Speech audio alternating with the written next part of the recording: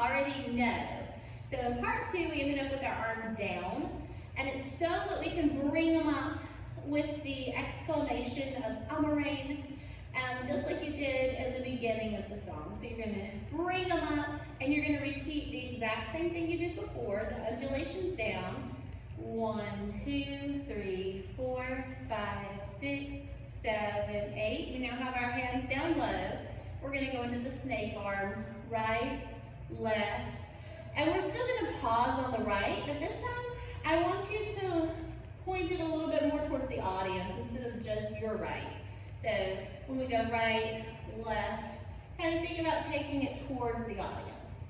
And that's going to lead into, instead of circles traveling, we have the pretty emotive part of the song.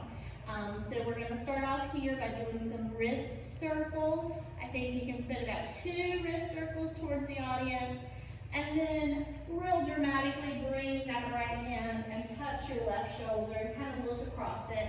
You don't necessarily want to look down at it or it'll get your face all kind of, jumbled up there trying to look too hard down, but just, it's out here, we're doing wrist circles, and then we touch our shoulder and we kind of look over the left shoulder. From here, and I just have my left hand down by my hip, so it has some kind of strength to it. It's not just dangling, it's not flailing around. From here, we're going to do a figure 8 with our hips, just kind of like and all of this part is very emotive and dramatic. So just right, left. Here we're going to switch switch to Mayas from the figure 8. The figure 8 was horizontal. We're going to do the Mayas faster and with a little bit of a level change. It kind of feels like 5 fits in there pretty well to me. And as I'm doing them, I bring the hand down across me. So it's right, left, right, left, right. It's kind of what fits the music there. And we're doing them faster, we're taking our hand across, and if you're able, let's see a little bit of a level change down and up as you're doing them. So you're bending your knees more, and then you're straightening your knees more. As we get our hands across and down to our side, there's going to be a bit of the music here that's just entirely instrumental, no singing. During the instrumental part, I want you to try to time out, getting in a big Egyptian hip circle, the one where you really go down. And if you want to be extra, I've got a ponytail, so it's kind of hard, but if you want to be extra dramatic down here, you can let your hair fall in front and pick up your hair. If you don't have hair to pick up, that's okay, but as we're coming up, at least, let's extend the left arm, weight goes onto the left leg, and then bring the right arm up to it, but you don't want to bring it like exactly to it because then it's going to block your face. So just kind of casually up to it, but trying to keep your shoulder down and out of the way of your face. And then when the next phrase of music begins, bring the right one down the arm and take it around your face, like you're saying, oh, look what a pretty face I have. When it gets to your cheek, the next phrase is going to start, and you can start bringing that left one down too, so then they're coming down together. And we're going to go into just some more gooey figure 8s.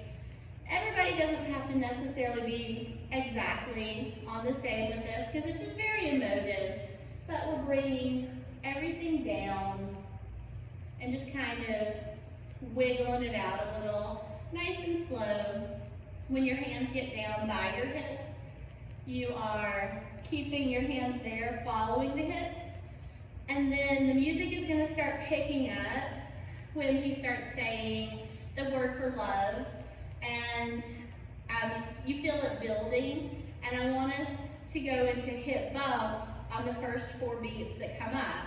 Now, it's hard to find them exactly. You may hit before it, you may hit afterwards, after the first one. I have already made the videos of me running through it with the music, and I think one time I got 2 extra beats before it started, and one time I might have missed the first one. And it's okay, just as we're doing our figure 8s, nice and slow, you hear the music building, You want to start bumping it out, and then when you hear the actual bumps, if you're not able to hit them exactly, like I was not yet able to because I haven't practiced this a whole lot yet, count the first 4, because we just want the first 4 to be this part of it. And then the next beats are going to go into the next part. So we're doing our figure 8s, and then we start hearing it building up, and we want to go bump, bump, bump, bump. And if you get an extra 1 or 2 in there, it's fine. If you miss the first one, it's fine.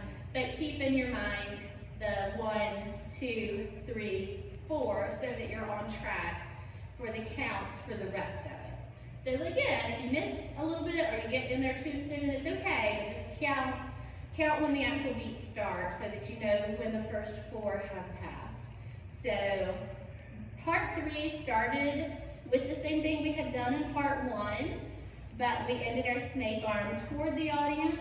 We did the emotive part with all of those figure 8s and Mayas, and big circle, and like pretty framing of ourselves, some more figure 8s, and then it builds up into some bumps to get ready for the ending. So you'll have to wait till next week to see what we're tagging onto the end of it, and next week's part actually is the part where it'll be row specific. So you might not want to look at the videos for part 4 until you're for sure which row you're going to be in. There's just going to be a slight difference about how you're turning in order to do the final thing that we're doing to pose. All right, so see you next time.